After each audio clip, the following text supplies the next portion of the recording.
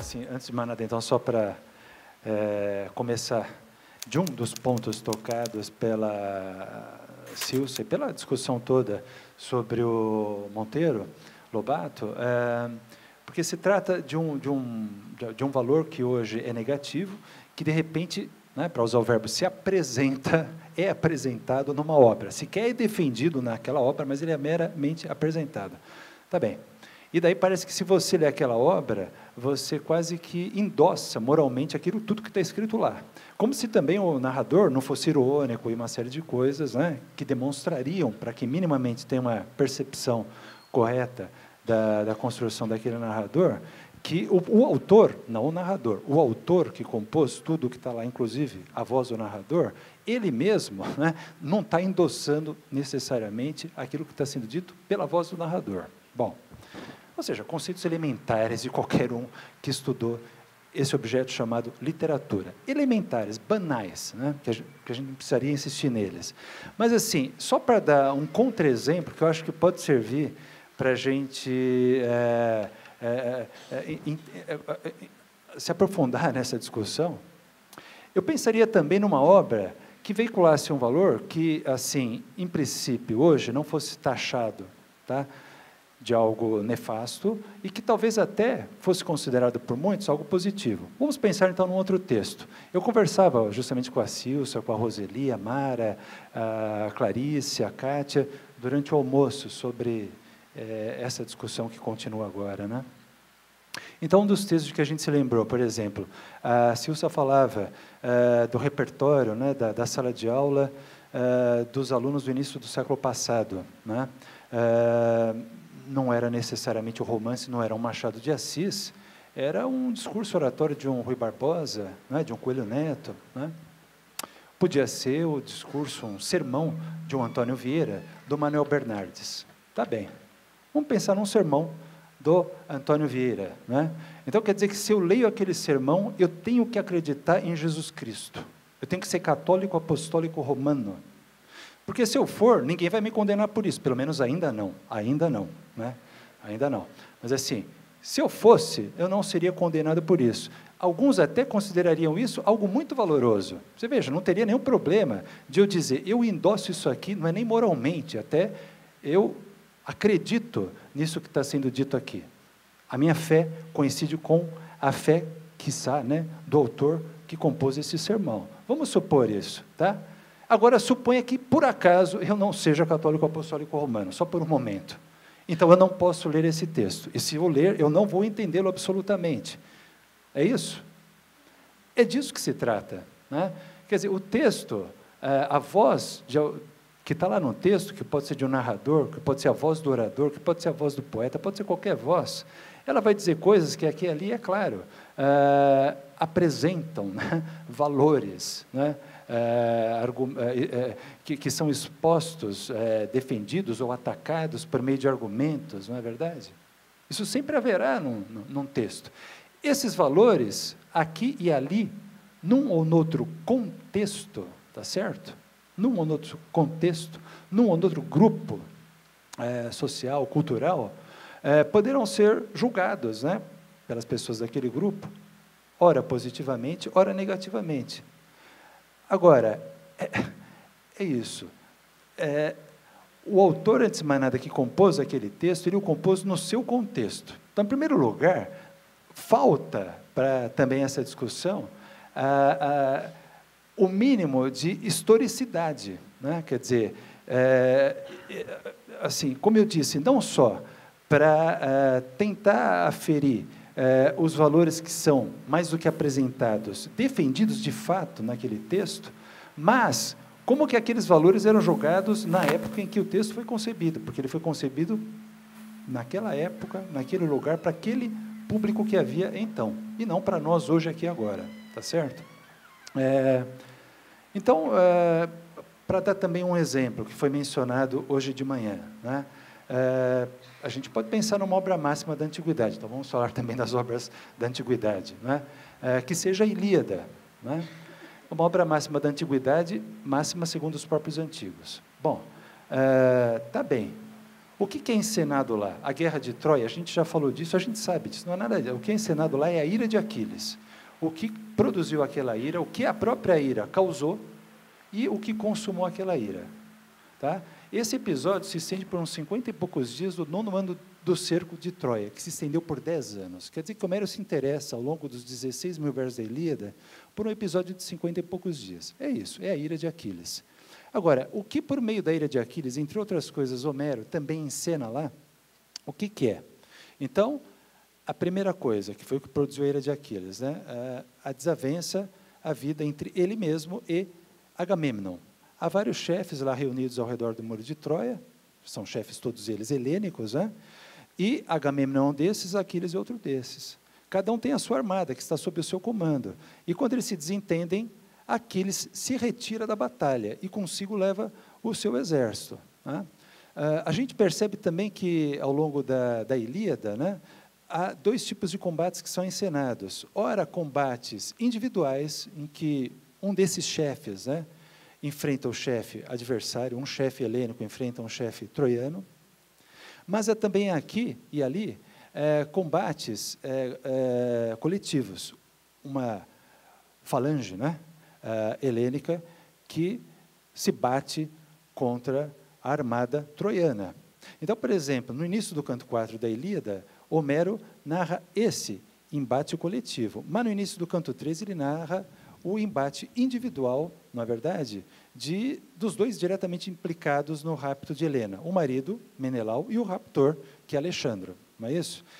Tanto que, no início do canto 3, de fato, o que se diz é que as armadas fazem uma trégua, ou seja, não vai haver combate coletivo.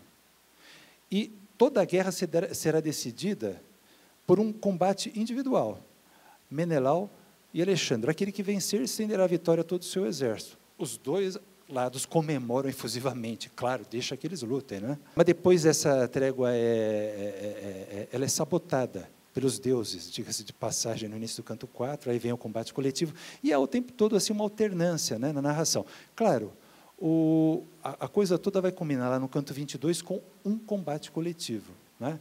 Desculpa, né, individual, né, que é o que se espera desde o início, né? O combate de Aquiles, que é o grande guerreiro helênico, e Héctor, que é o grande guerreiro troiano. Então, na verdade, se a gente pensar, para voltar ao que eu tinha dito, no grupo, né, em que a Ilíada, os cantos que compõem a Ilíada foram sendo compostos, para os quais a Ilíada, né, foi apresentada originalmente, ou seja, algo ali próximo do fim do século IX, início do século VIII a.C., a gente pode ter isso em mente, que havia então uma coisa que foi chamada, pelos historiadores modernos, uma reforma política, uma mudança na maneira de guerrear. Ou seja, o antigo combate, que era individual, está sendo substituído por uma outra estratégia de combate, que é o coletivo. A Ilíada seria um retrato desse momento de transição. A gente sabe, inclusive, que se superpõem na Ilíada não só modos de combate, mas armas de épocas completamente diferentes, de guerreiros de uma e de outra época, que nunca conviveram, eles só convivem naquele texto, tá certo? Porque, de fato, nunca houve exatamente o convívio de certas armas, de certos modos de combater, como a gente vê na Ilíada. Aí ele retrata esse momento de mudança, né? Então, digamos assim, que nós temos, antes de mais nada, assim, um contexto bélico, né? Que é o conhecido do público que ouve a Ilíada, e, digamos, talvez os mais conservadores, né, gostem daqueles antigos combates em que aparece a excelência do guerreiro, né, o combate individual. Mas outros, já mais modernos, preferem um combate coletivo, porque ele é mais efetivo, talvez, né? Ele resolve as questões mais rapidamente, talvez, mas desaparece o valor do indivíduo. Realmente, a gente tem na Ilíada, então, essas duas figuras encarnadas, em Aquiles e Agamemnon. Aquiles é aquele do combate antigo, né? O combate conservador, digamos assim, em que aparece a excelência do guerreiro. Agamemnon, está dito na segunda parte do canto 3 da Ilíada, é aquele chefe que trouxe consigo o maior número de armadas, de soldados sob o seu comando. Então, quer dizer que Aquiles é aquele que, no combate individual, vale mais, e Agamemnon é aquele que, no combate coletivo, vale mais. Então, você pode imaginar o público da época assim dividido, né? Os mais conservadores dizendo, Aquiles é que é o cara, o outro falando, não, acho que a gente tem que partir para uma coisa à maneira de Agamemnon. Percebe? Essa era uma recepção possível, se a gente quiser reconstituir, da Ilíada original. É assim que a gente lê a Ilíada hoje? Não, hoje a gente não lê a Ilíada, então está tudo resolvido, tudo bem. Mas é assim que ela sempre foi lida? Então, já na Grécia não foi. Aliás, acabei de falar uma coisa que, do ponto de vista da historicidade, é imprópria. A Grécia não existia. Existiam cidades gregas, tá certo? Aquilo que a gente lê nos livros de história hoje, né, a cidade-estado, vamos deixar mais claro, é a cidade-país. Cada cidade é um país. Tem as suas leis, os seus costumes. Claro que aqui e ali, de uma cidade para outra, dita grega, né, há coisas comuns, por isso que dizemos, de um modo geral, gregas, né, mas que elas são administrativamente, politicamente, economicamente independentes umas das outras, elas são. Então, a gente teria, na verdade, de perguntar assim, tá, com o tempo, essa Ilíada, como é que ela foi daí, então, sendo reinterpretada na Grécia Antiga? Ou melhor, vamos, então, ser mais precisos do ponto de vista histórico. Por exemplo, na Atenas do século V AC. Para pensar. O que é que você tem lá? Ah, você tem uma monarquia. Não, isso você tem em Tebas. Por isso, veja bem, desconfie dessas peças atenienses, tá certo? Chamadas Édipo Rei. Porque rei é tudo que um ateniense detesta. Aliás, o nome da peça é Oidipus Tyrannos, tirano. Tá? Tá bom, não temos rei em Atenas. O que nós temos? Temos um colegiado de anciãos, os aristocratas. Não, isso você tem em Esparta, Jerúsia. O que nós temos em Atenas? A tal democracia, a dos atenienses, não é nossa, mas de qualquer maneira. Lá naquele mundo de cidades ditas gregas, né, tem ali algumas propostas de administração, né? Uma é monárquica, outra é aristocrática, e tem essa que é democrática.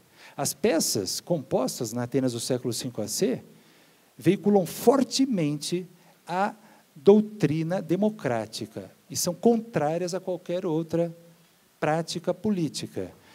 Uma peça como as Suplicantes de Eurípides, por exemplo, ela é uma comparação, um exercício da síncresis, né, de dois governantes, Creonte e Teseu, ou seja, o governante tebano e o governante ateniense. Aquele caracterizado sempre pejorativamente, e esse sempre bem, claro, porque quem compôs a peça é um ateniense.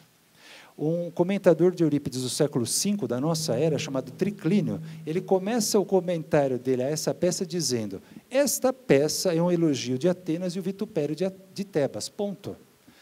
As peças não só eram compostas por atenienses, e essas, apresentadas nas Dionísias urbanas em Atenas, mas eram custeadas pela cidade de Atenas. O contexto é fortemente político. Então, imagina agora, não as Dionísias urbanas, né? Festival dramático, mas as Panateneias, festival épico. Agora, não são tragediógrafos que compõem peças para serem encenadas por atores, mas são rapsodos, grupos de rapsodos que vão recitar Homero. Então, a Ilíada. Então, a Ilíada circula lá em Atenas, como em outras cidades do mundo grego. Tá bem. Mas, nesse contexto político, como é que, eu me pergunto, como é que um ateniense, tá, que é o sujeito do coletivo e não do individual, ele vê esse tal Aquiles? Entende o que eu estou querendo dizer? Aquiles é aquele que sobressai sobre os demais. Tá? Ele que aparece. Você sabe que, para justamente regular o sistema político ateniense, democrático, né? Há uma ferramenta. Que ferramenta que é essa? Ostracismo. O que é ostracismo? É um político corrupto que é mandado embora da cidade? Pode ser também, mas não necessariamente. Antes de mais nada, em Atenas, né, nesse contexto político, nas assembleias, todos têm direito à voz e a voz de cada um tem de ter o mesmo peso da dos outros. Se, de repente, por alguma razão, a voz de um começa a sobressair, ter mais peso do que a de outros, isso é uma ameaça ao equilíbrio democrático.